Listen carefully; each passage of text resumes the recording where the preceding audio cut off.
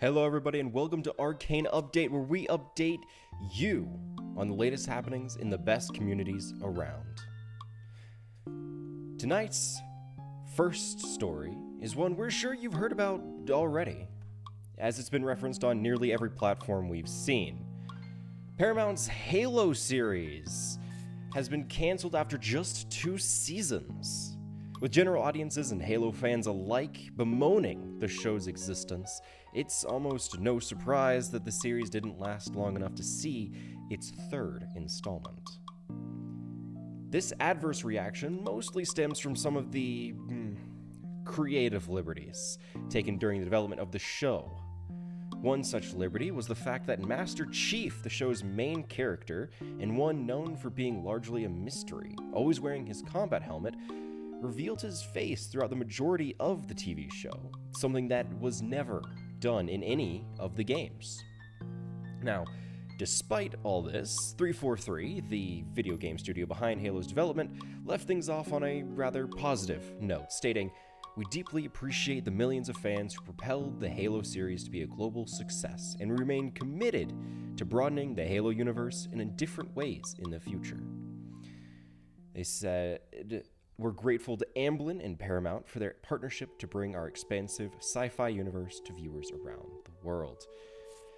Now, so our sources have even confirmed that Microsoft and 343 are still quote, shopping around, which quite possibly means there might be more Halo media in the future. Our next story truly demonstrates the idea of suffering from success. Larian Studios, a game development company known for its award-winning title, Baldur's Gate 3, has made a rather surprising yet humorous statement about their most recent game's massive success. Having won a total of 20 awards from across 7 different award shows. That is insane. 7 different award shows. And they won awards in nearly every single one of them. And I don't even believe these awards count for the actors that got awards for their work in the games. Now, I could be wrong about that. These are just the numbers that I was quoted on and that I myself found. But the actors that worked within the game itself also got nominated and several won awards for their roles in the game itself. I don't even believe that the numbers count for those. If you want to consider those to be part of the game's awards. But with having won this many, you'd think that Larian might be sitting back and celebrating their massive success. However, it turns out all these achievements are actually something of a hindrance. In an interview with Edge, Larian's CEO, Sven Vinke, I think it's Vinke, stated that all of the award shows have started to, quote, affect development. There's a lot of them. This has been a real problem. And while all this attention was, of course, appreciated, when they saw that the awards weren't stopping anytime soon, they had to send different groups to different shows to better manage everything, making a rotating cast of crew members, of employees higher up within the company, of course, to visit these award shows. Quote, "It is surprisingly draining on the soul," Vinke concluded.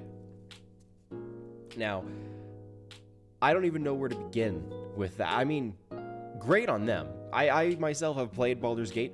Great game. I personally did really enjoy playing Baldur's Gate. I haven't finished it. I have not finished it, but I have enjoyed my time playing it. And I full-heartedly believe that they deserve every single award that they have been, well, awarded. They worked hard for it. It's an amazing game with quite honestly an incredible level of detail throughout the entirety of it. Very, very, very well put together. Incredible game. I would highly if you haven't played it, I would highly recommend playing it. It is not a surprise that they managed to win this many awards, and quite honestly, I'm very happy for them. That it's incredible that they managed to get 20 awards. That in and of its own. Now, I can't say for certain. I haven't done a whole lot of comparisons, but that on its own, in my unprofessional opinion, certainly seems like it's going to be a game for decades to come. With its incredible success, even just in the past couple years, that it is astounding how much it has been able to hold up with all this pressure from so many people. And they're still releasing new updates and improving the game even despite all of this pressure. It is impressive, great game, quite honestly, well deserved. Good on Larian. Good for Larian. Now, when you think gaming, you probably think about your favorite platform. Maybe you are a mouse and keyboard master, or maybe you're a controller whiz capable of keeping up with even the most elite players. Now, regardless of how you play, one thing you probably don't think about is Ryan Reynolds' cakes in red spandex. In a marketing stunt unlike any other, Marvel Studios partnered with Microsoft to release a custom Xbox equipped with a unique controller to match. These dumped-up controllers are claimed to be designed by Deadpool himself in an effort to advertise their new movie, Deadpool and Wolverine. And the only way to have even a chance of snagging one is by entering the sweepstakes on Xbox's official Twitter account. We can only wish the best of luck to all those participating. Those are truly some assets to strive for. I'm just gonna say it. I'm gonna say what we're all thinking. That is an incredible marketing move. I legitimately love that idea. It's really funny. It is really funny. I mean, just look at that controller right there. Just look at that controller. Those are some cakes. Those are some cakes right there. That is a dumped up controller. I think you can get the front face over on this side. Yeah. It's stupid, right? Like that is a dumb marketing thing. But man, is it funny, and man, is it working. The post itself, I'm gonna get the exact updated numbers right now. But the sweepstakes from which you can, enter to have a chance to win, currently have, so the requirements are, of course, you have to be 18 plus, as is with any real sweepstakes.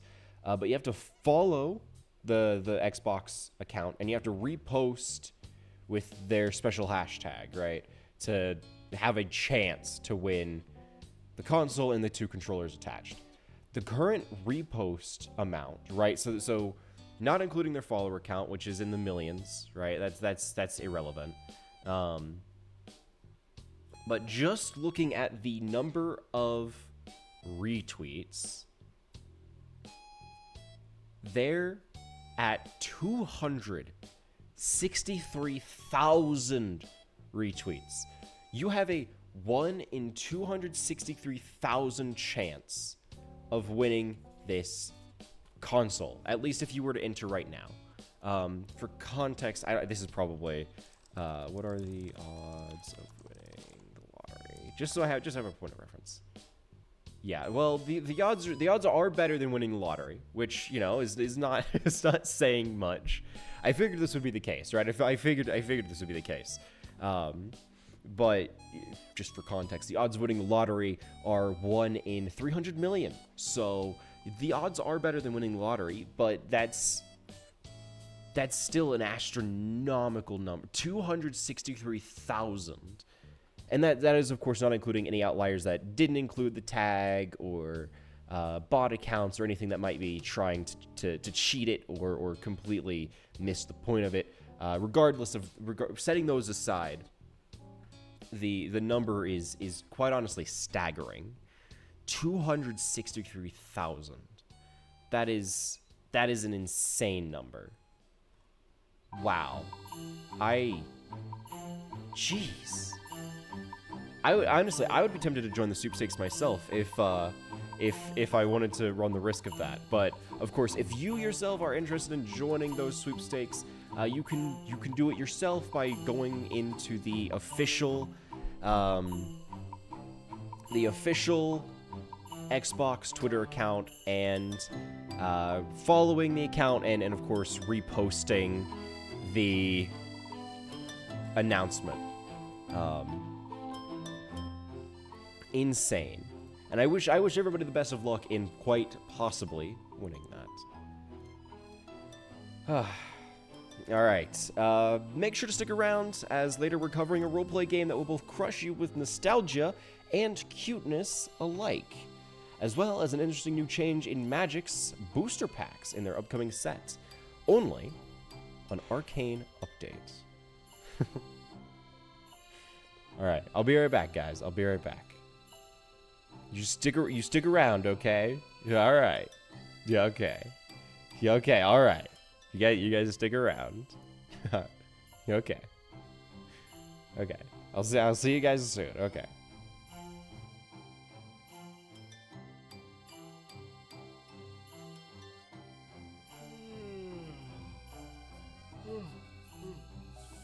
That was a good night's rest. Heck, I'm feeling rejuvenated enough to get straight to work. Let's hit the farm.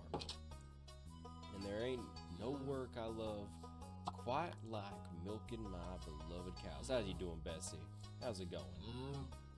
So true. So true, Queen. Alright, I just love milking my beloved cows so much. I just wish there was some way I could show my appreciation. Esseras, Pontificus Maximi, Colesso, Maximo, Tolendas, Satini. If you or a loved one appreciates milk, cows, and all similar substances, make sure to visit store.streamelements.com/thefrigidbagel to get the best, that's right, the best, stickers, t-shirts, and more.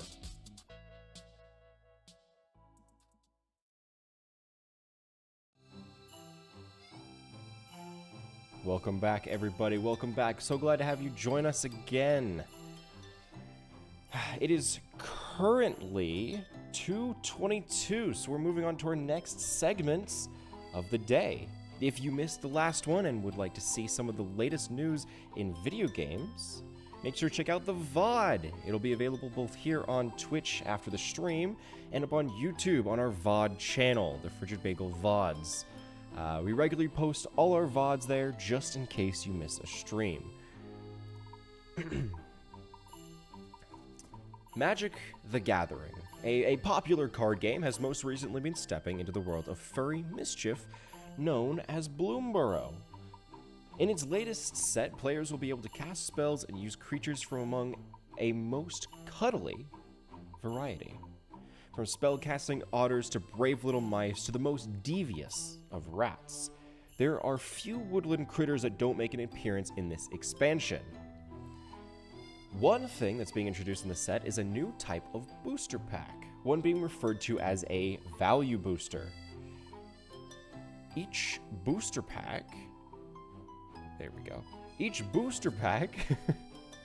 will contain 3 common cards, 2 uncommon cards, and a wild card. Whatever that means. That could be of any rarity, even a land.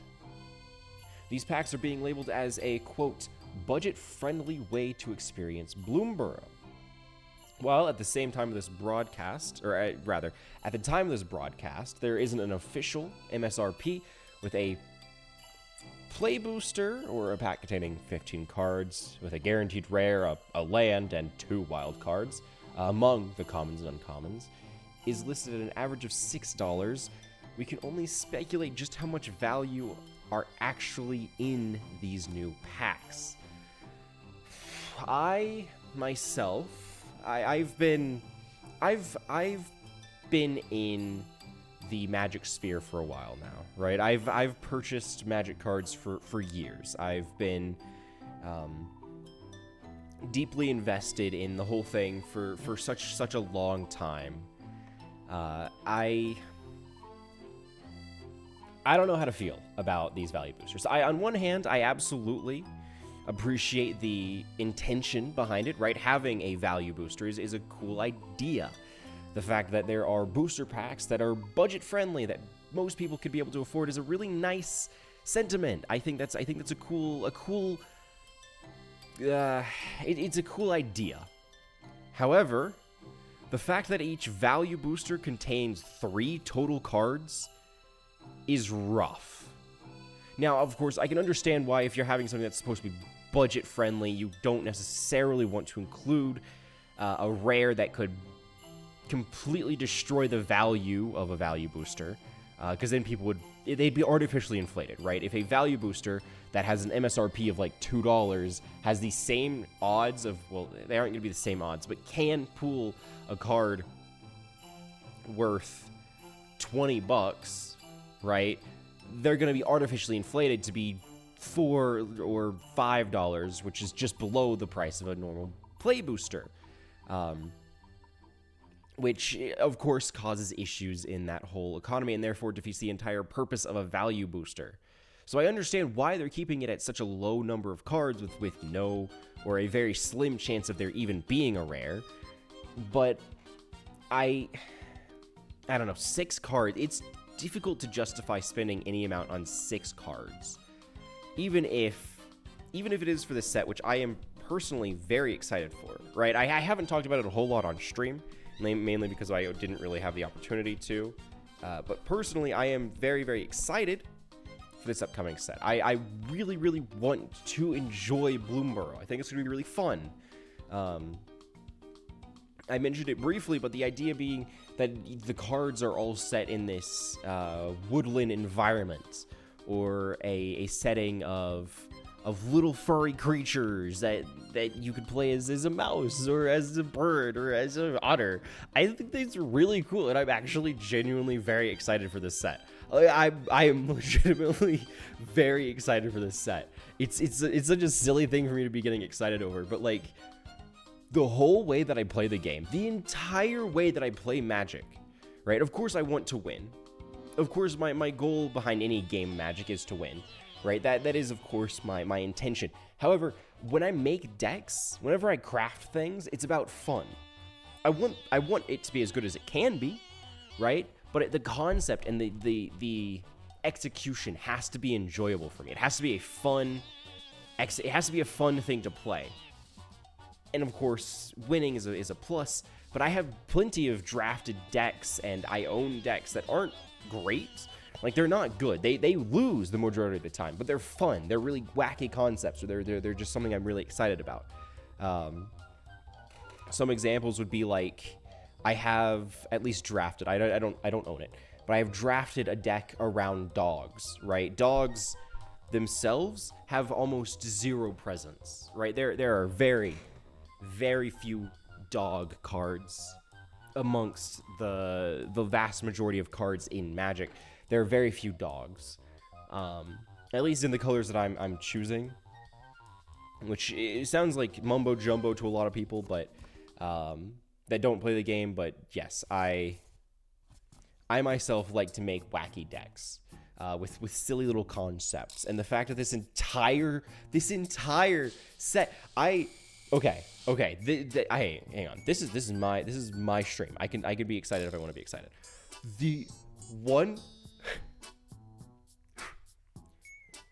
I have already, for different formats, I have already made decks about both rats and squirrels. Those are both deck builds that I have made. Both of those are in this set. Both rats and squirrels have entire archetypes built around them in this set. Among a bunch of others. And because this is my stream and I need to fill out time somehow, I'm going to look at the list of the different, so there are otters, which is great. That in and of itself is really exciting for me because otters are an entire set of cards that I wanted. I had it years ago, years and years ago. I sat down and I was like, okay, I want to just collect cards. I want to have a binder full of cool cards that I really like. What are some things that I want to collect? What are some themes that I want to try and get my hands on? And I came to the conclusion that the main themes that I wanted to get my hands on were, or a couple of them at least, were otters, because otters are really cute, and there weren't that many, so it was a feasible task, right? It was tangible, something I could do. There were like a handful of otter cards, and rabbits or bunnies, because it was the same thing, right? I think rabbits are really cute. I love rabbits. And there weren't that many that existed. There were a couple, and they go back to even the zodiac cycle from years and years and years ago, before I started playing the game. Like there weren't that many. There were very, very few rabbits in the game. So I had it as a list of like, I want to own every rabbit and every otter card because I think that would be really cute. Those are both archetypes. I can have a rabbit deck. I can have a rabbit tribal deck. What? That's so cool. That's so cool. And it's also incredibly dangerous for me, right? And you might be wondering, why is it dangerous for me? Well, that's because I like making magic decks, right? I love magic. Magic is a huge part of me. But I had to control myself, right? Because I like making the decks so much. What would happen is I would have a bunch of decks that used a bunch of sleeves and a bunch of boxes that I didn't use all that often, that I just liked having, that like I made it and then I kind of had it sitting around, right? That was a huge thing for a while, right? I would have a bunch of half-made, generally pretty poorly made decks that kind of just sat around. So about a few months ago, maybe about a year ago, I made the personal goal, right? I set up my own limits of, I can only have one deck of each of the 2 color combinations, right? To anybody who doesn't know, Magic has 5 colors that you can build decks around, right? Each color has a different base, I guess, not purpose, but concept around it. That generally stems from like, oh, red is about kind of the more chaotic side of things. You can deal damage to people by shooting lightning bolts or throwing fire, or you could discard your own things and draw new things, right? The chaos of it. And blue is your methodical, thought-provoking, really strategic playing, right? With cards that let you draw things or prevent or like prevent your opponent from doing things, right? It's very strategic. So each of the colors can then be combined with another color to then meet an archetype. That is, of course, like your red and blue, right? You're chaotic but methodical, kind of opposites, but that's your spells, right? They care a lot about using spells, and they usually draw you cards. Your green and blue are your generally like things that naturally get big, like grow and enhance, using like the wits of blue and the natural strength of green to become massive, right? So you can combine the colors to have different combination that generally do something or another. Because there are 5, and there are combinations for everything. There are, I think that makes for a total of 10 color combinations among all of the colors. So I personally set out and I was like, okay, I can only have one of each of the color types, each of the 2 colors, one of each of the 5 colors. So that's like, I can have a blue, I can have a red, I can have a black, I can have a white, I can have a green, and then I have a blue red, I can have a black white, I can have a red green, right? You get the idea.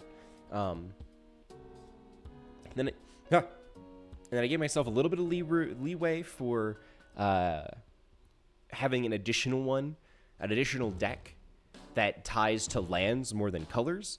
So that's like your desert tribal, gate tribal. There's a third one, caves, right? Like caves were fun to build around, and gates were fun to build around. I want to build around deserts too, right? If a deck focuses specifically on a type of land, that is its own thing, right? So right now we're at I can personally own up to 16 60 card decks, which is a lot. That is an absurd number of decks on its own. The problem, I really want each of these animal builds.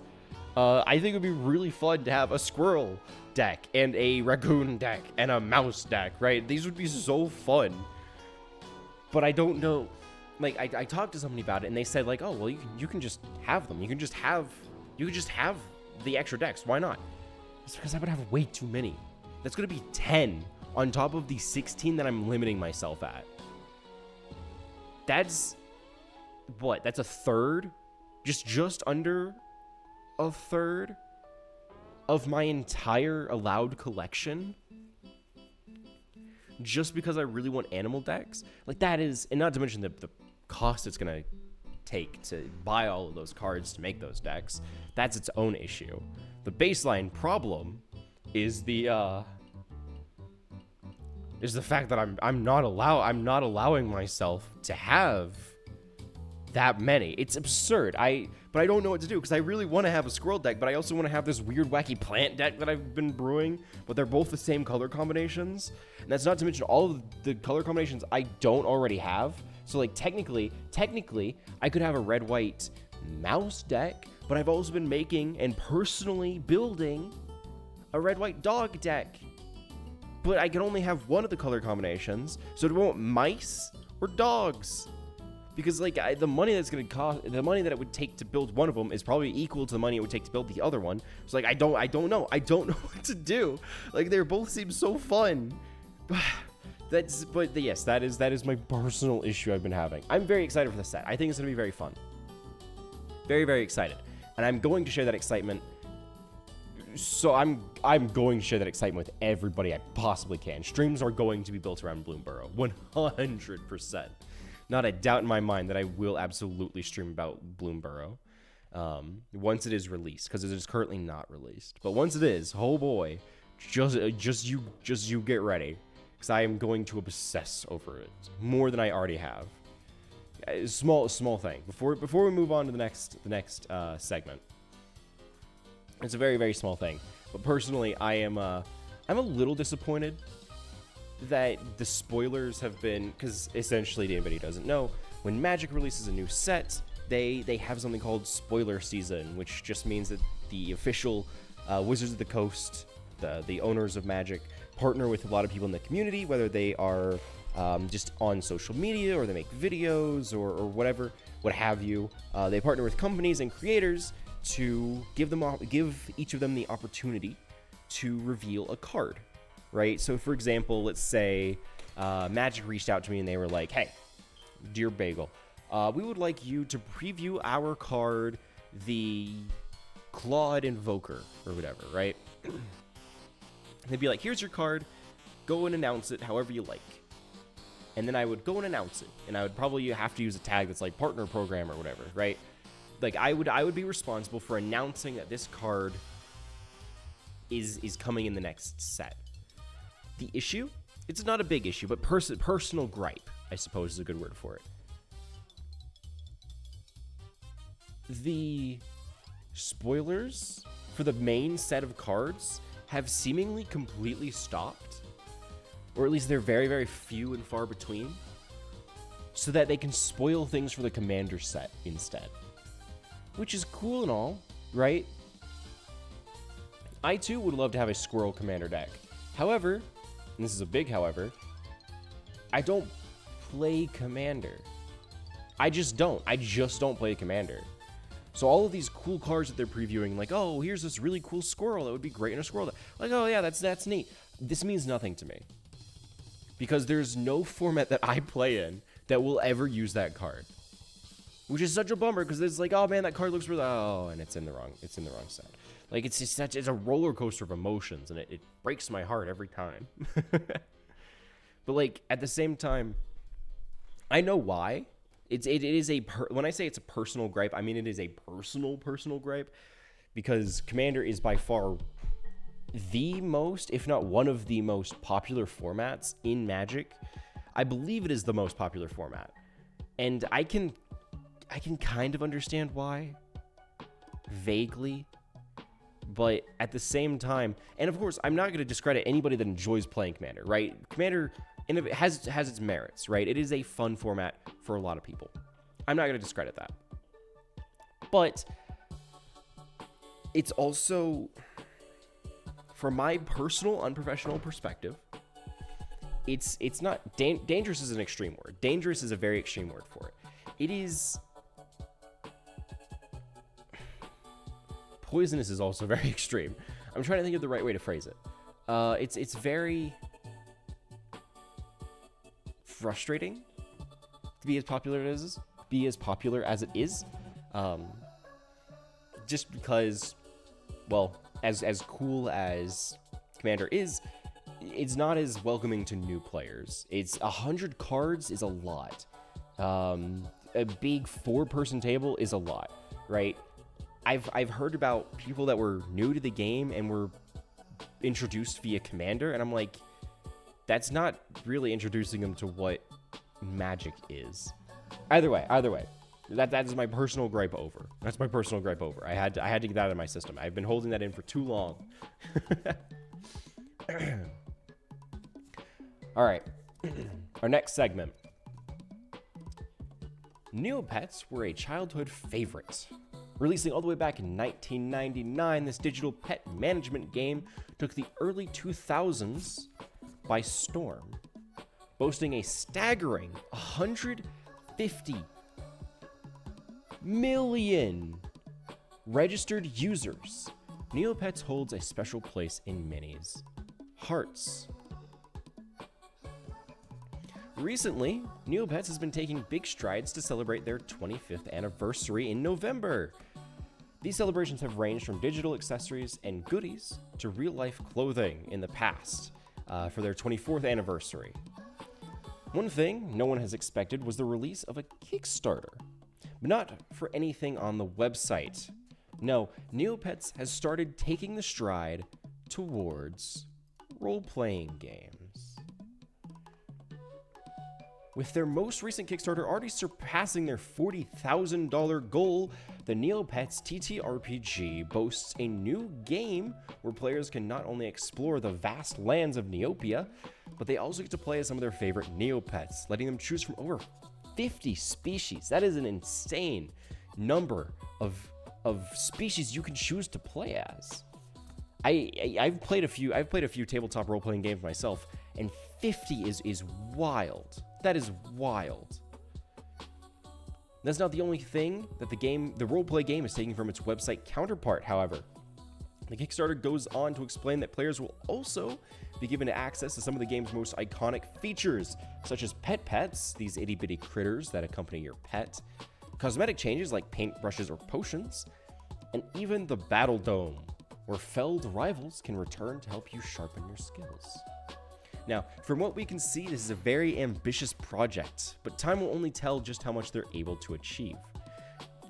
Either way, from the sounds of it, we're definitely excited to get our hands on a copy to see if we can help save the lands of Neopia ourselves. I'll be honest, when I was looking for articles and things to cover in today's newscast, this was not one of the things I expected to see. This was not one of them. I was not expecting to see an announcement about a Neopets role-playing game. I also was not expecting the Kickstarter to be so in-depth. What I just covered was just the surface level details of what they're offering.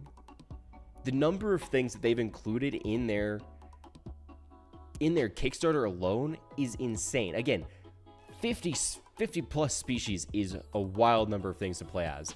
That doesn't include the mini games that they're apparently including, puzzles. They mentioned random events.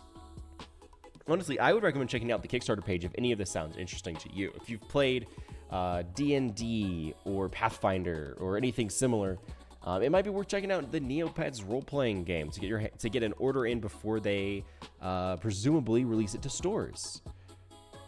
Personally, I've never played Neopets. I was more of a Club Penguin kid myself, but I've seen people play Neopets. I kind of get the idea. I've used similar websites that have a very similar style to Neopets, and honestly, the idea of them releasing a role-playing game is really interesting. It is fascinating that they've decided to take that step. Now, when I was doing research into it, I also saw that they apparently released a card game, which is very interesting. I might have to pick that up just to give my own review on it. I think that'll be very interesting to explore. Is a Neopets card game.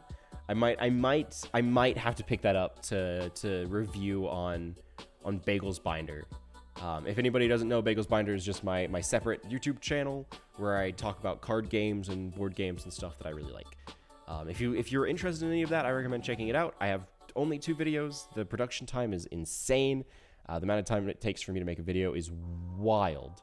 So, yeah.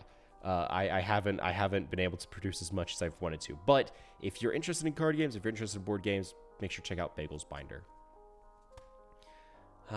Okay, and for one of our last I'm going to segments, kiss oh man, my earpiece is. Stop it! Sorry, my producer is being very sweet. My producer's being very sweet and speaking in the earpiece. One of our last segments of the day is one that might help you find a new game to obsess over. Now, leading us through this is our reporter in the field.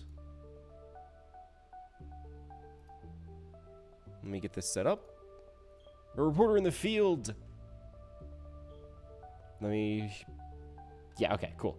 Sorry. We were having some minor technical difficulties, but things are functional. Leading us through this is our reporter in the field, Bagel. Thank you, Bagel. This week, I managed to get my hands on a new game called Soulforged Fusion. Now, this game was apparently in that shop for years. It hadn't been touched for a long time, but because of that, it was on sale, and it happened to look interesting.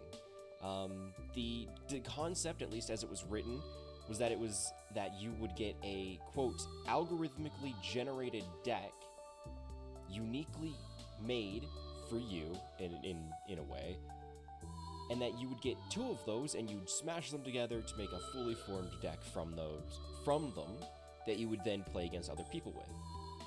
Now, I had no idea what any of that meant. I did no research going into it. I just wanted to give it a shot because it sounded interesting, right?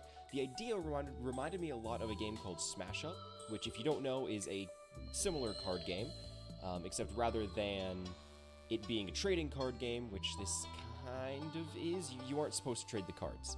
I'll get more into that later. But Smash Up is that you would buy expansions that have the exact same cards in every single box, depending on the expansion, and then you would get 2 concepts. One of them might be pirates, the other might be princesses, and you would take those, you'd smash them up, as the name would imply, and you would have a pirate ninja, or you'd have a pirate princess deck that you would then play against other people with. Now, while Smash Up's whole goal is that you would have an arena, I suppose. They are these sections or maps that you would fight against other people over. Soulforge instead goes the more direct route. Similar to Magic or Hearthstone, Soulforge Fusion has you pitted against your opponent directly. However, where this is different than either of those is that while in both Magic and in Hearthstone, you need to essentially worry about whether or not you're going to be able to attack your opponent directly, Soulforge Fusion instead has lanes designed. You're equipped with 5 different lanes on a map like this, As you can see, there are the 5 lanes. And if you are the person holding the forge, which it changes hands each turn, your creatures enter on the front lines. They will charge towards your opponent. While if you do not have the forge and you are defending, your creatures will enter in the back lines and they will defend you. Now, if a creature is in the front lines and they attack, and there's a creature in the back lines or the front lines in that same row, they will deal damage to each other. But if they are on the front lines and there's no creature on the other side, they deal damage directly. There's no real deciding who blocks what or deciding who attacks what. It's very dependent on what row they're set in, and that in and of itself will decide where they're going. Now, this game also stands out because it has the ability of upgrading your cards. The idea being that if a player decides that they want to upgrade one of their cards, they need to quote-unquote banish it, which in Magic terms is the same as exiling. It's essentially taking the card and moving it to a special zone outside of the game where it will not be interacted with again. Once it is in the banished zone, it will then be upgraded, which essentially just means that each player looks at their deck in their upgrade pile, which it's hard to see, but on the left side there are the 2 upgrade decks. Essentially, when you have your deck, so let's say I wanted to play as the Dragon Priests, I would have level 1 Dragon Priests, and let's say I want to upgrade my Anguished Invoker or whatever, right? If I wanted to upgrade my card, I would banish it, look through the rest of my Dragon Priest deck, and I would pull out the level 2 Anguished Invoker, and then I would put that in my discard to then be shuffled back into my deck later. Now, this does mean that players are more or less restricted to what is in their deck, and you're not able to really swap them out. But the game tries to remedy that by giving you access to, well, special algorithmically generated decks. Now, what does this mean? Well, if I'm understanding correctly, it means that the cards in each deck are unique to that deck. It's almost... Now, this is a disingenuous representation, but it's the only one I can think of. It's almost like an NFT, which sounds gross, right? I know, no, bleh, gross. It's just absolutely whatever. It's the closest thing I can think of. Just hear me out. Essentially, every deck that is printed is given a unique code. That code can then be claimed online, where you can have that exact deck on any online play space that you're playing SoulForge Fusion. However, I believe that the difference between the printed decks, aside from having the unique code that you can redeem elsewhere, is that each deck has cards with different stats, or at least a single card that has different stats from any other printing, right? Or that they have a different order of their abilities, right? However it is, the cards are supposedly, if I'm to understand correctly, unique to that deck, which is an interesting concept, right? It's interesting that each deck that you buy will be one of a kind. However, that also means that the competitive scene is entirely luck-based or money-based, unlike in Magic or similar card games where you can spend money on a card, and of course the card might vary in value depending on how powerful it is. Every card is the exact same. In SoulForge Fusion, your deck is your cards are unique to that deck. You cannot swap cards out, meaning if you don't like how your main character, I suppose, it's difficult to use common terms for some of these cards, but if the player wants to change who they are playing as, right? Because you're given a character that has unique abilities that basically run the whole deck. If you want to swap that out, you have to get a whole other deck.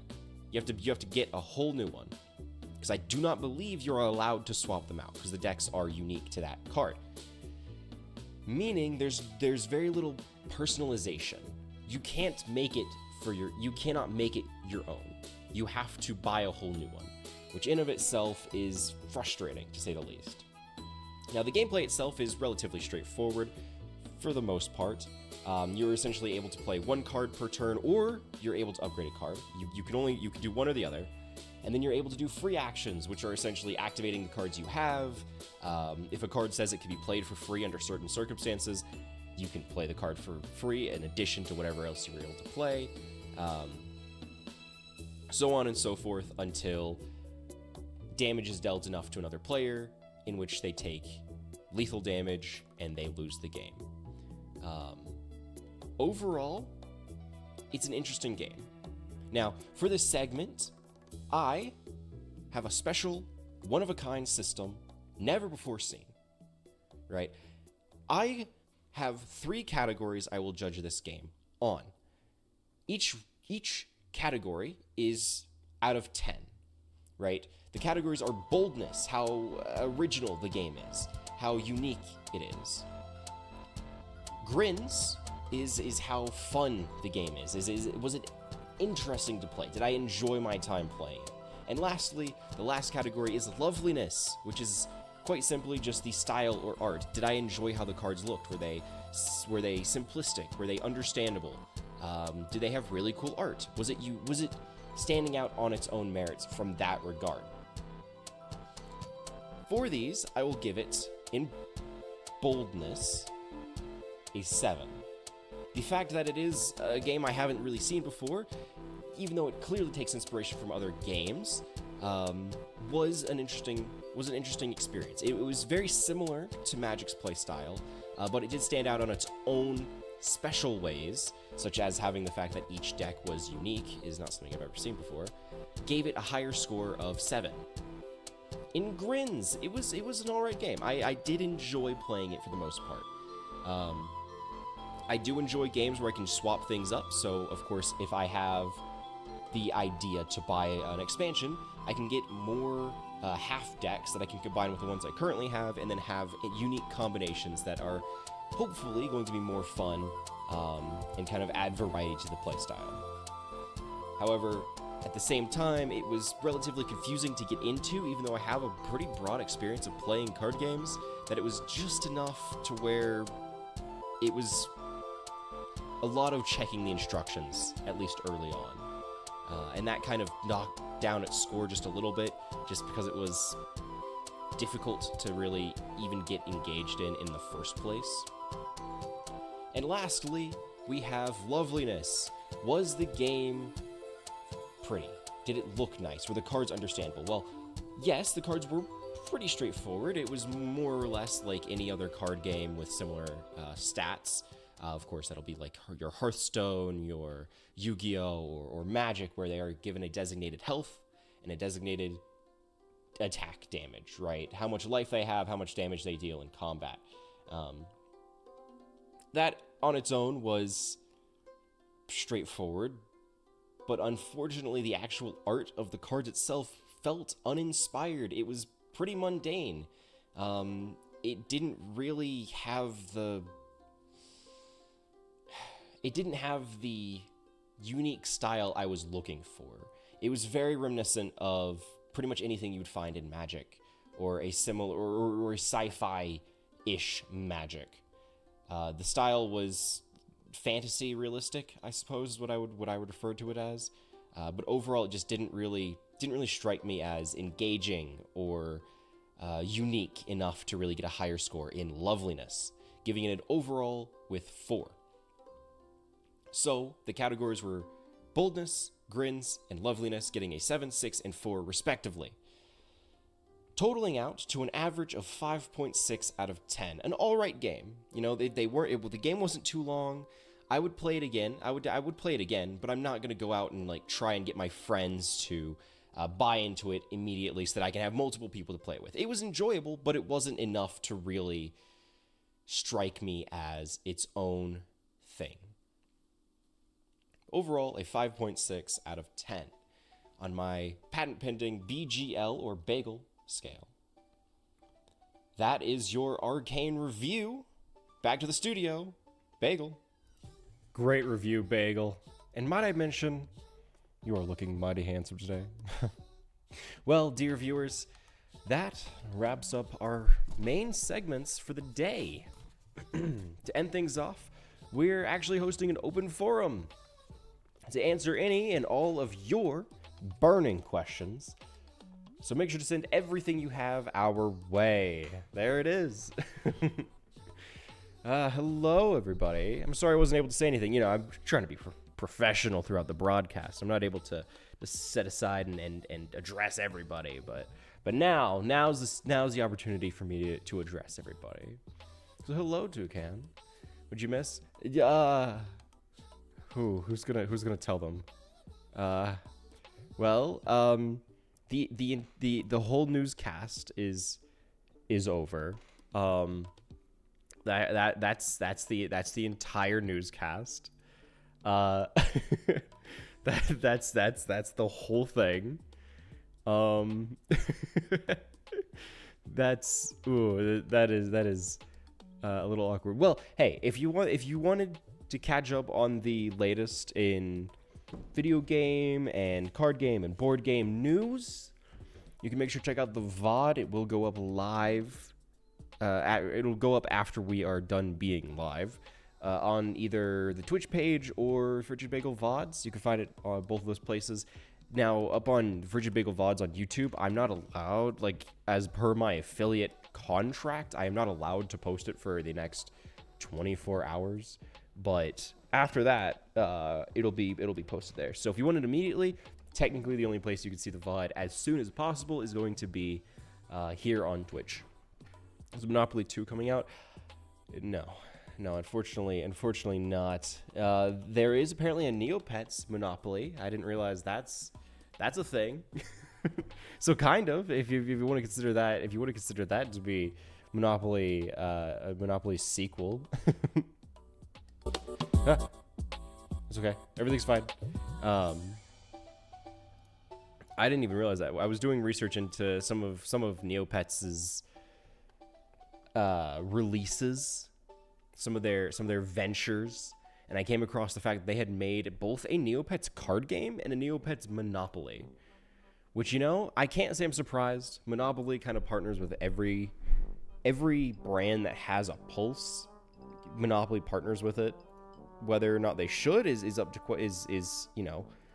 interpretation. But generally, yeah, they partner with everything they can get their grubby little hands on. So there's a Neopets Monopoly.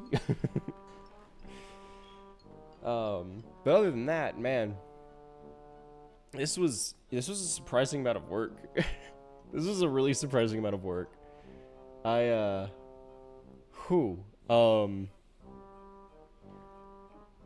the entire, the entirety of this morning, I sat down and had breakfast for a little bit, but other than that, the entirety of this morning was dedicated to setting this up.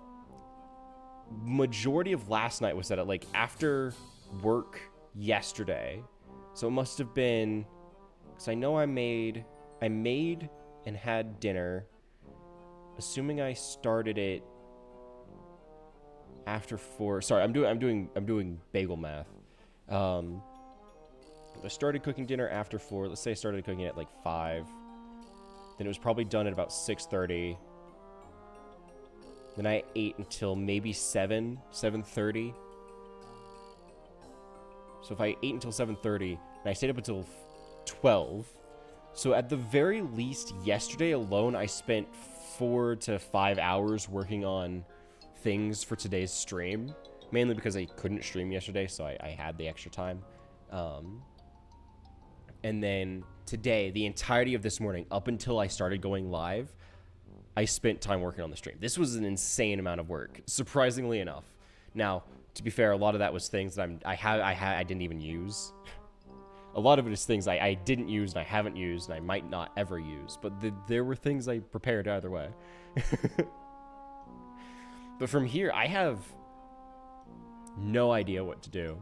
I'll be totally honest. I have no clue where to go from here, because I figured that the newscast was going to take about an hour, especially if I vamp long enough. Maybe about an hour for the entire newscast, but I feel weird having an hour-long stream, especially since I haven't been able to stream for the past, like, 2 weeks. So, like, I don't know.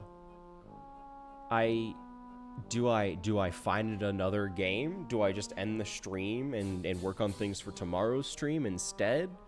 Like, I don't know where to go from here. I didn't expect to get this far. I never have streams that span that span through multiple games throughout the day. Like that just doesn't happen. I just don't do that. So like, do I do that? Do I dare? Do I dare try and play something else? What are my options? I don't even know. I think, okay, here's the plan. Here's the plan, right? I have a plan. Because technically I do need to go grocery shopping at some point today, and I'd rather go soon. I'd prefer to go sooner rather than later. So here's my thoughts. I'm going to check and see if the Minecraft SMP that I'm in, the server, if it is up. It should be. Last I saw, it should be up right now. If it is up, we will be playing Minecraft for a little bit, maybe a couple hours, whatever. We'll play some Minecraft. Maybe for the standard 3 hours, right? So for like the next 2 hours, we'll be playing Minecraft. If it is not up, I might end the stream early. Because honestly, I don't know what else to play other than like Magic. But yeah, I have no idea.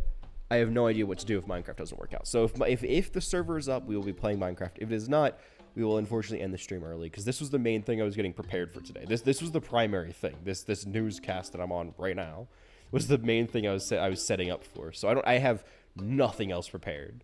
All of my time and energy went into producing and preparing this. I have no clue where to go from here.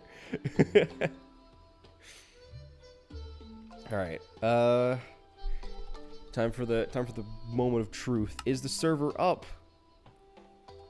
It's loading. Can't connect to server. I'm gonna refresh it. It says it can't connect. I'm gonna try and connect anyway. Failed to connect to server. Connection refused. No further information. Huh. Okay.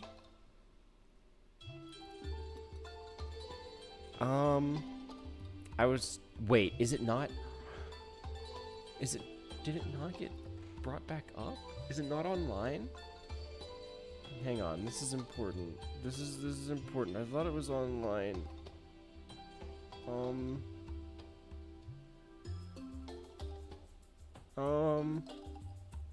Because I don't want to end this. I don't want to end the stream early, but I have no idea what to do. I have no idea. Oh, okay. Okay, so, no, wait, but then they said the server's back up. But it's not.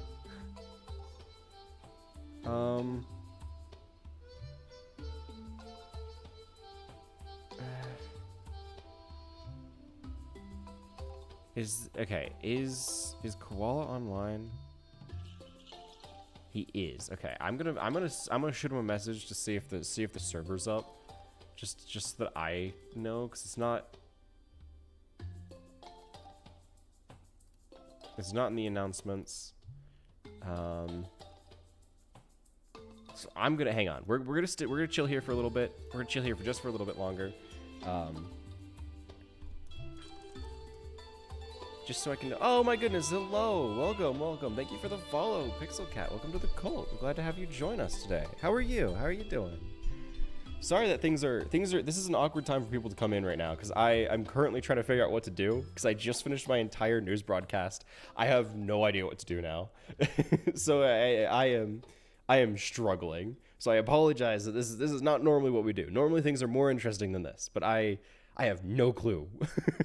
I have no clue what to do. I've got to message the person of a Minecraft server to see if the server's up or if I'm just blacklisted or something. Okay. What do I say? Do I just say like, is the silly little server good and you'll stay? Because why not? Oh, well, thank you. I appreciate it. I promise you things will become interesting for too long. I just need to figure out if I need to get permission to join the server again, because I don't know why I can't connect.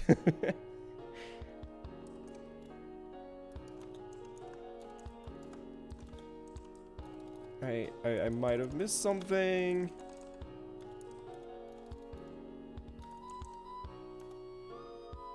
There we go. Okay, I shot the message over. I'm gonna see if we get a response. I'll know what to do. If not, I'll panic. I'm currently panicking. Because I have no plans. This was my whole plan, was the newscast, and it is over. Okay, he's typing. He's typing. Oh, he's okay. He said he's checking. Okay. That means we might be able to play Minecraft. Yippee! There might be hope after all. We might be able to do something else. Oh boy. Not me currently checking my games to see if I have anything I can swap over to. No. No. Just the okay. Oh no. I have nothing. Because I used to normally I would be like, oh, I could play Bloodborne now. Nope, I don't have the PlayStation that I would hook up to play Bloodborne. It's across the room. I don't have. It's not set up. So that can't happen. Oh no. If I don't have Bloodborne and I don't have Minecraft, what do I have? What's really left of me? Oh no. Cause I did this to myself, didn't I? I should have planned. I should have planned ahead. I put a lot of effort into planning the newscast. I didn't think of what to do after the newscast. The only thing left is me. I know, and I'm so boring. I'm not interesting. What's wrong with me? Oh God. I don't know. I guess I could draw, I think. But I have no plans on what to draw. I didn't plan that out. I could. I guess I could draw. Right? I mean, that's something. Stupidity again. That is what the server owner has said. Stupidity again. Oopsie. Uh-oh. Is it up? Hang on, I'm checking. No, it is not up. Uh-oh. Uh-oh. Okay, I'm keeping everybody updated. I'm keeping everybody on their toes. This is riveting stuff. Oh, get excited. Oh, feel it in your blood. Feel it in your guts. Oh, this is exciting stuff. Oh, pulse pounding. Oh, on the edge of the seat. Oh boy. I did this to myself. Oh no. I mean, I guess worst case scenario, I end early so that tomorrow we play Minecraft when the server's hopefully up, and then I could go to Walmart and pick up groceries. I guess I don't know. What am I supposed to do? Where do I go from here? I didn't think I'd get this far.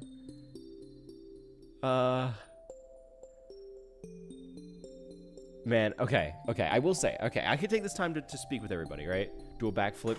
Oh, you're so right. I could do a cartwheel. Ready? Hang on. Uh-oh. I don't think I could. I might not be able to do a cartwheel. Hang on.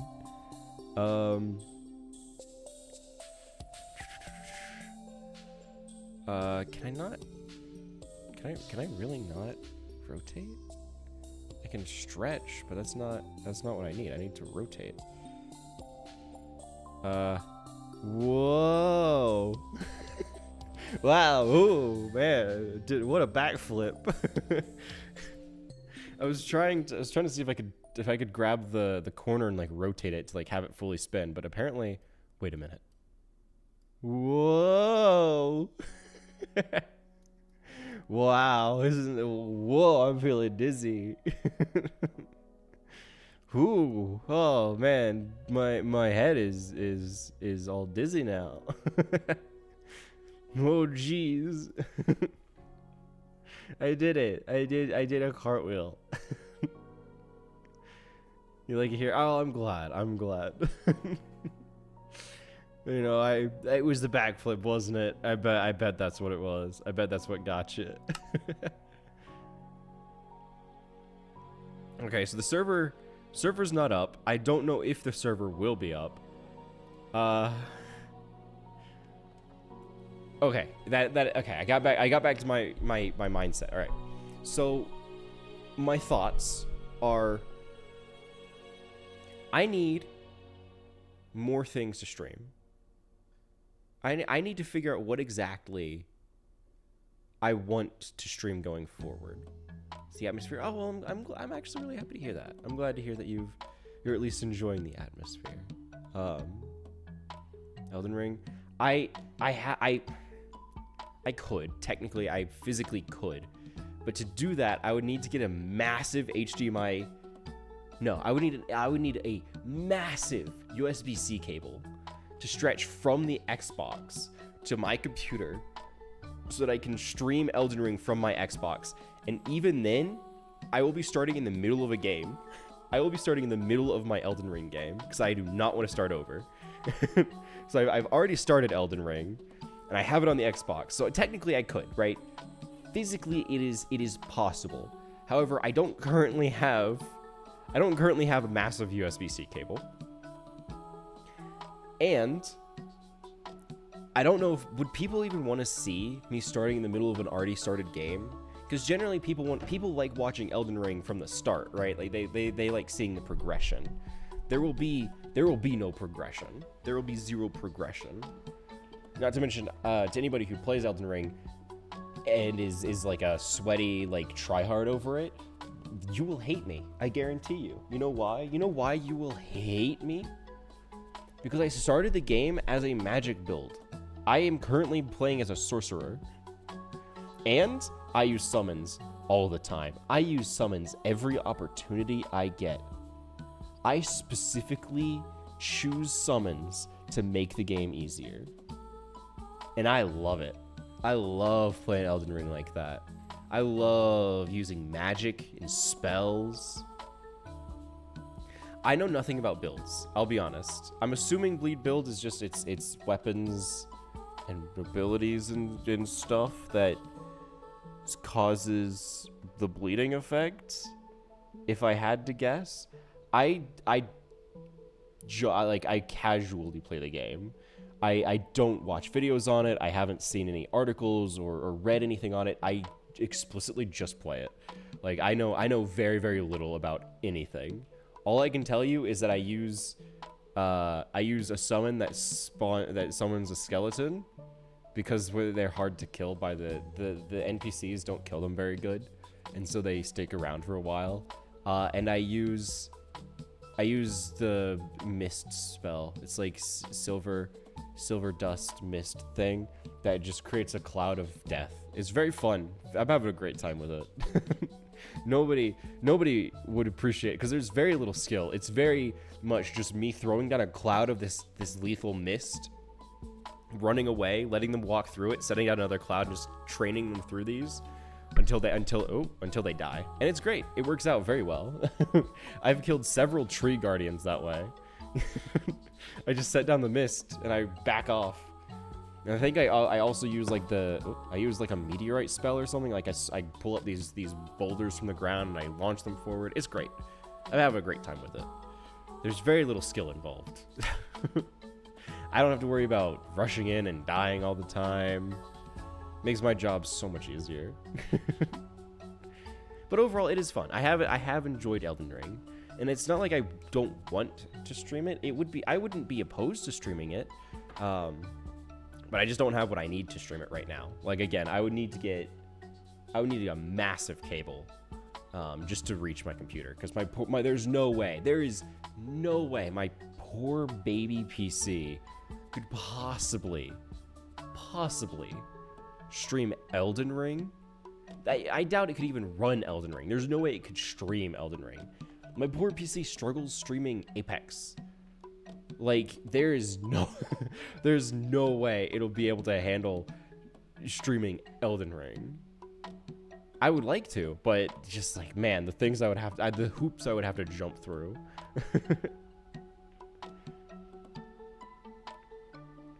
Someone caused the defeat of the dude with the epic voice line. Ah. I too know what you refer to. Mm-hmm. Yes, of course. The dude with the voice. A classic opponent. A truly Malakath. Oh, okay. Yeah, I'll be honest. I don't know if I've gotten that far. I explore every inch of the game, which, you know, it's great because there's a lot to explore. But because there's a lot to explore, and because I'm very diligent with my exploration, I don't make a lot of progress. I make very, very little progress. I have gotten through very few bosses. Use 30 hours. Wow. Like, just on the fights alone? That is insane. That's terrifying. It's very foreboding, is what that is. That's like, if that's what's in my future, I'm terrified. That's horrifying. I would give a breakdown of where exactly I left off, but it's been so long since I last picked it up because, like, I recently finished moving, but while I was moving, like right before I moved, for like a couple weeks before I moved, I didn't have my Xbox, which is what I have Elden Ring on, so I couldn't play the game. But then before that, I played it a little bit. So honestly, I couldn't really even tell you where I left off, because it's been such a hot second. I want to say I've been going around and trying to find bosses and mini bosses that I hadn't cleared before. I was doing something, and I think this is a big think. I could be wrong. I think the most recent, I know it's not a boss. I think it's an optional boss, like a mini boss. The most recent large enemy I defeated, maybe, was the, what are they called? I don't remember the name, but it was like the really cool deer thing in the underground area. The like surrounding spot has like a bunch of minotaur, and in order to even start to open the portal to visit this guy, you had to like light a bunch of braziers underground. Yeah, that thing. I think that was the most recent thing I killed. I could be wrong. It was either that or the really, really tall guy that I think, I want to say it used electricity, and it was in like, it was also underground, but like in the caves with ants or something. It was like in this big, massive open field, field isn't right, but it's like a battlefield with like swords in the ground and like a man on a massive throne sitting at the very end of it. That might, I honestly don't remember. I've been exploring a lot. I've just been finding things. Yeah, like I've been finding a bunch of these smaller enemies that don't actually impact the story of the game. Just to explore and see what there is. I think currently I've just been running around a lot underground to see where that takes me. Maybe. I don't know. I really don't remember, and it's bothering me. I know for a fact my memories are merging between Elden Ring and Bloodborne. So I have played Bloodborne more recently than I did Elden Ring. And so I'm like, oh, well, I cleared off that area. Nope, that was Bloodborne. That was not Elden Ring. I cleared out that area with the big guy, the thing. So you fought the final boss of it. Whoa, hey, good job. Well, you said fought. You didn't say you beat. So I hope that went well. I hope that went well for you. Okay, the server isn't up. Koala hasn't said anything. So I'm not sure. I'm not sure what to do. I don't know what to play. I don't know what to do. I don't know what to pivot to. And I didn't really get into this, but 250. 77. Oh. Wow. Okay. That's a lot. No, that's a lot. But congrats. I'm assuming that means you beat them. So good job. Good job. That's awesome. I'm happy for you. Now it's time for the DLC, unless that was the DLC. Now it's time to celebrate. But I'm planning to try and stream more, right? To anybody who was here before, well, today, because this is the first time I've streamed in a couple weeks. To anybody who was here before today, you would know that I usually streamed Friday, Saturday, Sunday, right? That is my normal stream schedule. However, having recently moved and having an official schedule that I have to abide by, I want to stream more. I want to have more streams produced. I want to talk to you guys more. I want to hang out with everybody. I want to play more games. The problem, I have no idea what to play. I have no clue. Like, I'm limited by what my computer can handle, of course, right? Apex would be cool, but my computer can't handle Apex. And I'm limited by what is actually relevant, right? What can actually, what will get people's attention, right? Which is part of why Minecraft is a big thing. Because I love Minecraft. Minecraft's very fun, and there's a server I can play on, and people love watching Minecraft, so that is, of course, a great one. However, my computer can handle Minecraft, which helps. However, I don't know what to do beyond that. I used to stream Dead by Daylight, but quite honestly, it's kind of gotten to the point where Dead by Daylight is still fun, but I don't feel it as much anymore. I don't want to be disingenuous. And I love Magic. I love playing Magic. Magic is very, like, Magic the Gathering is a huge thing for me. But very few people actually want to see Magic. And people only watch Magic if somebody's very good at it, or they play in a massive group of very charismatic people, neither of which I will be doing. I do not play it well, and I do not play it with other people very often. I don't think I've ever streamed it live with anybody. Because I don't have anybody to play with, mainly. Like, it's not like I wouldn't, it's just I can't. So, like, the two things that I would stream, Minecraft, which is currently down, and Magic, it's not feasible. And then a lot of the very popular games, like Content Warning or Lethal Company, they require you to have people to play with, which I also don't. If it's multiplayer, like if you need other people to play it with, I can't do it. And if it's a high-end, like, powerful game like Elden Ring or, as much as I hate to say it, Apex, my computer can't run it. Dragon Ball Xenoverse? Honestly, I don't know what that is. What is Xenoverse 2? It's a console game. Is it only for the PlayStation? I mean, I don't know anything about Dragon Ball, which doesn't help. Oh, it is on Steam. Okay, it is on Steam. I was gonna be surprised if it wasn't. But I know nothing about Dragon Ball. I never watched it. I was more of a Yu-Gi-Oh kid growing up, so I never actually got into Dragon Ball. I don't know anything about it. But it's it looks interesting. I mean, I have played. Was it the first one? Was it just Xenoverse? Oh gods, there are so many. It might have been Xenoverse. Maybe. I did, whenever I was a wee lad, whenever I was real young, I did end up playing a Dragon Ball game. A little bit. Playing is a strong word. I had a demo that I played of a Dragon Ball game.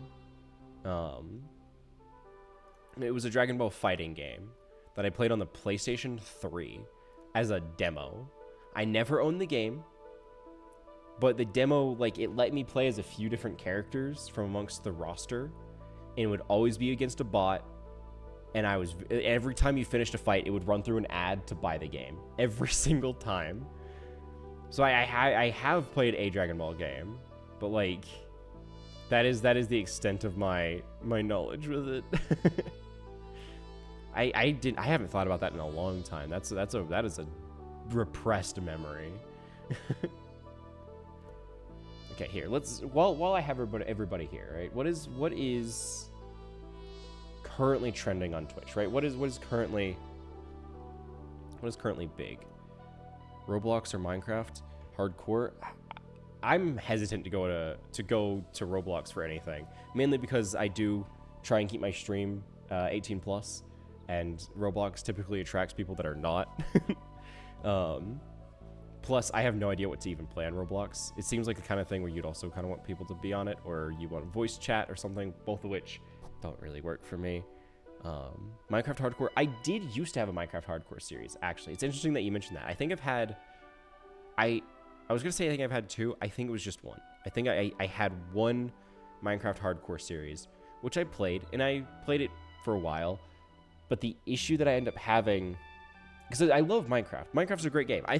Genuinely, I think Minecraft is the single best video game ever. Not just because, like, I like it, because, yes, I do enjoy the game, but it has been such a massive hallmark in gaming for such a long period of time that it is hard to say that it was not a massive, massive game. But as much as I love Minecraft, I get bored of it real easy. Which is sad to say, but like, I just don't have, there's not a lot for me to do in it. There's not a lot for me to do in Minecraft, especially vanilla. As much as I love it, I end up burning out of it so fast. Genshin or Zenless Zone Zero. You are right. You are 100% right, Pixel Cat. Those are trending. You have a point with that. Unfortunately, gacha games don't agree with me. I feel bad because I feel like I'm just shutting down everybody's ideas, which is not what I'm trying to do. Genuinely, that's not what I'm trying to do. But like, it's just like I put so much thought into what I play that it's difficult for me to play anything. You know, it really is a self-defeating mindset. But I have actually streamed Genshin. I did. I streamed Genshin. I think I streamed Honkai one time. But in fact, I did a Genshin sponsor and everything. Unfortunately, I have very few kind words to say about either game because I get bored of them so fast. I get bored of those games so fast. But you were correct. Those are 100% very popular, especially Zenless Zone Zero. That one's had a pretty large launch. I mean, it currently has as many viewers as Genshin does. Genshin's been out much longer. Yeah, I'm currently looking at what is trending on Twitch. And right out the gate, there's, of course, just chatting. You got Warframe, Valorant, GTA, League of Legends, Fortnite, Minecraft, right? Which, why is Warframe so big? Is it just the number of people? Like, it's got to be that one person has a massive, has a massive number of viewers, right? Yes, it is. I was correct. The official Warframe Twitch channel has 372,000 viewers out of the 400 some. So yes, the Warframe's trending, but it's just because one channel has all the viewers. Valorant, I could technically play Valorant, but I don't do voice comms, and I don't know what I'm doing, and people don't like watching people that aren't good at it. Or at least people like, I think it's the kind of thing where it's like a bell curve, right? You get views for playing Valorant if you're really, really bad and people laugh at you, or you get views if you're really, really good and people are envious of you. People don't typically watch somebody in the middle. At least to my knowledge. I could be wrong. But from what I've personally experienced, from what I've personally seen, people typically watch Valorant players that are really bad or really good. And the views for somebody that kind of vaguely knows what they're doing but doesn't really know are far and few between. And of course, like I don't choose all my streams based on the number of viewers I can get, but like trying to plan games to play out in the future is always such a difficult choice because it's like all of these have to be balanced out. GTA 5 is trending, but that's just because people role play, which I can't do because you need people to play with. Fortnite, I have tried streaming Fortnite. My computer can't handle it, which is such a bummer. Overwatch, I forgot about Overwatch. I forgot Overwatch was a thing. I used to play a ton of Overwatch, not on stream, but like on my own, I used to play a ton of Overwatch. Like that used to be the main game that I played. But do people typically watch casual Overwatch? Like I might run some tests to see if I can even stream it, which is a big if. Because my poor computer can only handle so much. You would? Okay, because like I don't. The issue I run into with a lot of shooters, to be strammed, is I don't. And it's entirely on me, right? This is my problem. This is a me problem. I don't typically use voice comms, and I don't have people to party with. Like I don't party up with people, so like it's just me joining a random lobby, talking to myself, which I could totally do. I don't mind that, but I don't know if people like watching that. I might run some personal tests to see if Overwatch is possible, because I wouldn't be opposed to the idea of Overwatch. That's not a bad one. That's a decent recommendation. That's a decent one. I'm gonna experiment with that. Let's see. What is the First Ascent? Is that an MMO? That looks like an MMO. I also don't think my computer could run it, which is kind of a bummer. Escape from Tarkov would be cool if it wasn't like $60 and my computer could run it. Same thing, same issue. Okay, I could try to get into Hearthstone because I love card games. Card games are great. So maybe, I mean, I could try running like, Marvel Snap and Hearthstone and Magic. And then occasionally like Minecraft would be mixed in there because I just love playing Minecraft. Maybe Overwatch, like that kind of realm. Because I don't typically play on my own casually Marvel Snap or Hearthstone. But I could absolutely experiment and see what it would be like to try and stream those. Because I know for a fact, this is irrefutable fact, I'm going to end up streaming Magic. I'm going to stream Magic. That is going to be a regular thing that I will stream because I love playing Magic.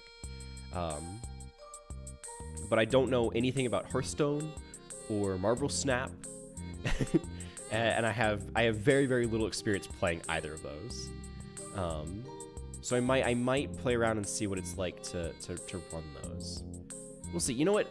Maybe this month, or at least the rest of this month, or starting next month, I might experiment and see what I like to do. Because, right, regardless of how well they do, the big thing that I'm looking for is something that I enjoy doing.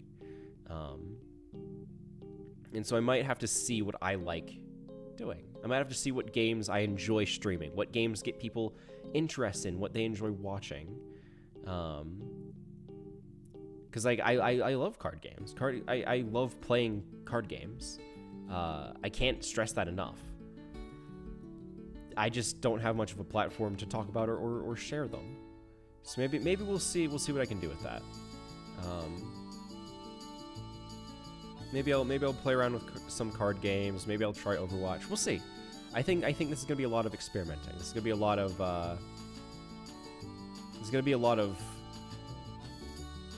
kind of feeling things out. Because I read somebody's thread talking about like, oh, here's some tips that I have for here's some tips that I have for growing on Twitch. I'm like, okay, that's, sure. What are they offering? And one of the things they mentioned, and what I keep seeing almost everywhere, is people recommend having a niche, having like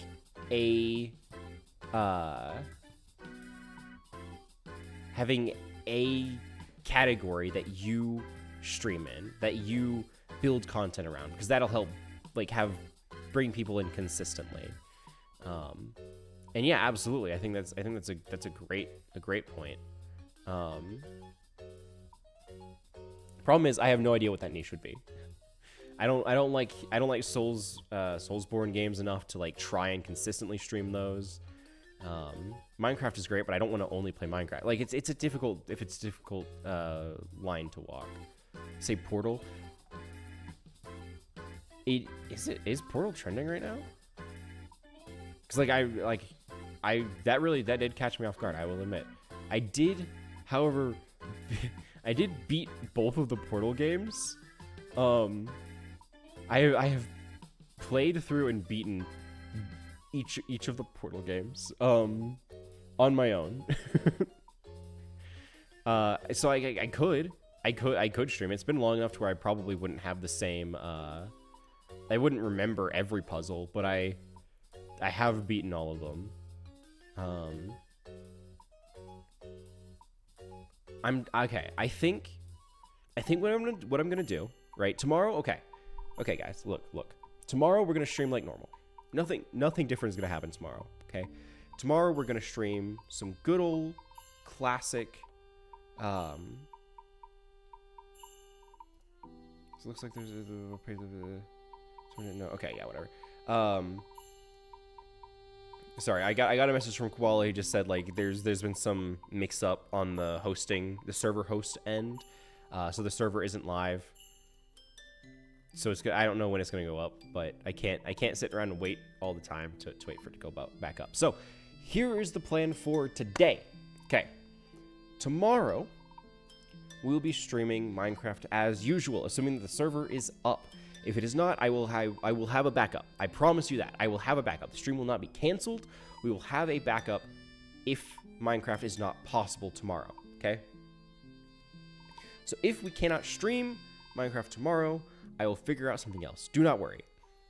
Then, after that stream, I will put together a new schedule that will contain some things I might be playing around with, right? On my own, I'm going to test out a few different games, right? I'm going to probably play around with Overwatch, maybe a couple other shooters, just to feel out what my computer can handle, right? See what my poor PC is able to even stream, okay? Then I will put together that schedule, I will upload it, and everybody will be able to see what we will be doing. Now, next week's schedule will not be the like permanent, like this is what we're doing every week. I'm going to mostly just be playing around, kind of dipping my toes in a bunch of things, see what I like doing, what I enjoy playing, and we'll go from there. Maybe some Valorant, maybe some Overwatch. Like it's gonna be a lot of experimenting. Okay, trust me, I'm gonna be playing around with a lot of things. So we have a lot of things coming up. I have a lot of plans. I have a lot of exciting things that I'm working on, and I hope that you will be able to join me for it. But unfortunately, I do have to go grocery shopping, and it seems as though Minecraft is not gonna be possible today, so I guess that's where we're gonna have to leave things for today. I apologize for the shorter stream. Normally we go for twice this long, but unfortunately we are going to have to end it a little bit early. It's 11 p.m. Well, you know what? This is good timing for you then, right? Because if it's 11 p.m., it's about bedtime. So hopefully you've had a good stream. Hopefully everybody here enjoyed their time. I know I did. I really loved, as much work as it was, as difficult as it was to put together everything for the newscast, I did enjoy it. It was fun. I did have a good time. If you're curious about what we covered, if you're curious about any of the things that we discussed in the newscast, make sure to check out the VOD. It'll be going up later on the Frigid Bagel VODs channel on YouTube, and of course it'll be available here on Twitch. Make sure to stop by tomorrow we will be streaming. Hang on, I gotta pull up my schedule so I know the exact time.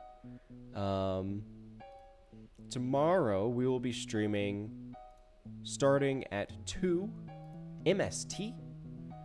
So make sure to stop by for that. Hopefully, we will be playing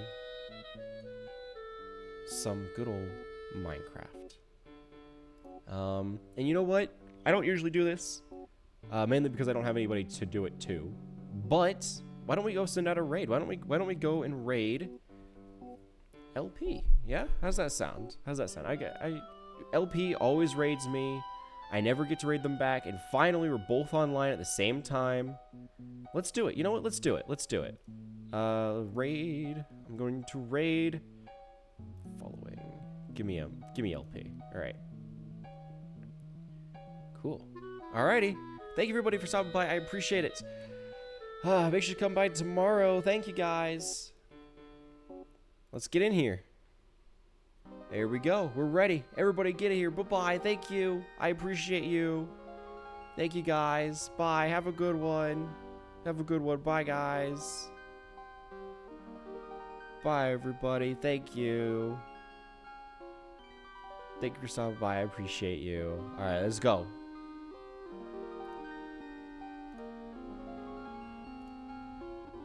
Your life to show you be a victor.